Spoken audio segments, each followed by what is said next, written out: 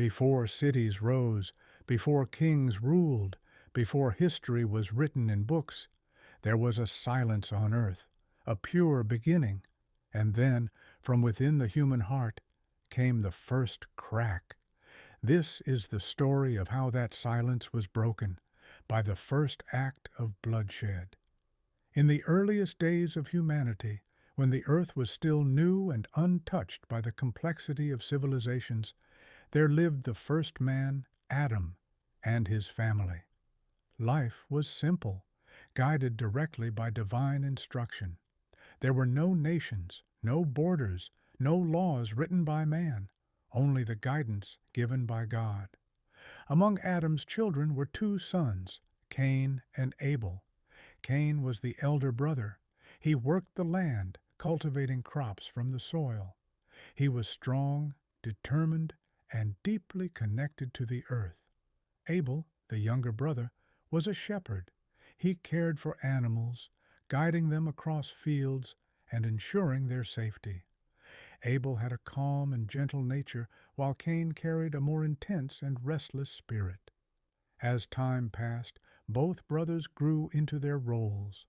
But within Cain, something began to grow, something unseen, something dangerous. One day, God commanded them to offer sacrifices. This was not merely a ritual, it was a test of sincerity, faith, and obedience. Each brother was to present something from what they owned and loved. Abel chose the best of his flock. He carefully selected the healthiest, most perfect animal, one that meant something to him. His offering reflected not just duty, but devotion. Cain, on the other hand, gathered some of his crops. But unlike Abel, he did not choose the best. He gave what was easy to give, not what was meaningful. His offering lacked sincerity. Then came the moment of truth. God accepted Abel's offering, but Cain's offering was rejected. This single moment changed everything. A storm began to form inside Cain. At first it was confusion. Why him? Why not me? But confusion quickly turned into frustration, and frustration turned into anger. Then came the most dangerous emotion of all, envy. Cain looked at Abel differently now, not as a brother, but as a rival.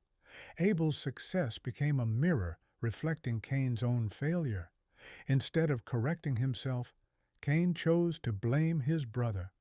Abel, unaware of the depth of Cain's inner turmoil, remained the same, kind, humble, and peaceful. God, in his mercy, addressed Cain. He warned him, "Why are you angry? Why has your face fallen? If you do well, you will be accepted. But if you do not, then sin is waiting at your door. It desires you, but you must control it." This was a moment of choice. Cain stood at a crossroads. He could have reflected. He could have improved himself. He could have corrected his mistake. But instead, he chose a darker path. One day, Cain approached Abel. "Come with me," he said. There was no sign of what was about to happen. Abel trusted his brother. Why wouldn't he? They shared the same home, the same parents, the same beginning. They walked together into an open field. The air was still, and then, in a moment that would echo through all of human history, Cain attacked his brother. There was no war, no argument, no defense. Abel did not fight back. Some traditions say that Abel refused to raise his hand against his brother, even to protect himself. His heart was pure, and he would not respond to evil with violence. And so Cain struck him again and again, until Abel lay motionless on the ground. Silence returned, but it was no longer peaceful. It was heavy, dark, the first life taken by another human hand, the first blood spilled on earth. Cain stood there, breathing heavily.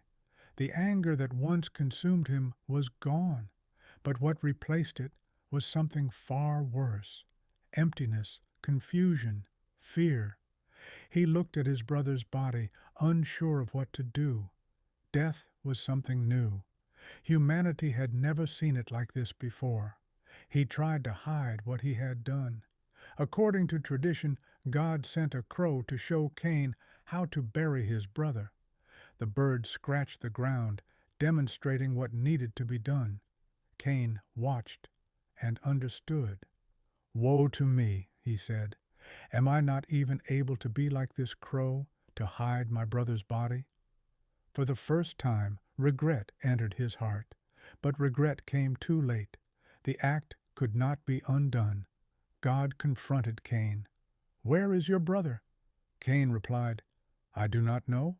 Am I my brother's keeper?" But the truth cannot be hidden. "What have you done?" God said. "Your brother's blood cries out from the ground." And with that, Cain was held accountable. He was cursed, not just for the act itself, but for allowing envy and pride to take control of his soul. From that day forward, he would carry the burden of his crime. Analysis and reflection. This story is not just about the first murder, it is about the first moral failure of humanity. It teaches us that evil does not begin with actions, it begins with emotions left unchecked. Cain was not evil from the beginning. He became consumed by jealousy because he failed to take responsibility for his own shortcomings. Abel, on the other hand, represents sincerity, patience, and faith. His story shows that goodness does not always protect us from harm, but it defines who we are. The warning given to Cain is one of the most powerful lessons in human history. Sin waits at the door, but it is our responsibility to control it. Every human being faces moments like Cain's, moments where we feel envy, moments where we feel anger, moments where we feel rejected. The difference between right and wrong is not in the feeling, it is in the choice that follows. Cain chose destruction, and that choice became the first dark chapter in human history. Even today, thousands of years later, the echo of that first crime still lives within us. Every time anger rises, every time jealousy whispers, we stand where Cain once stood. The question is, will we repeat his story or finally learn from it?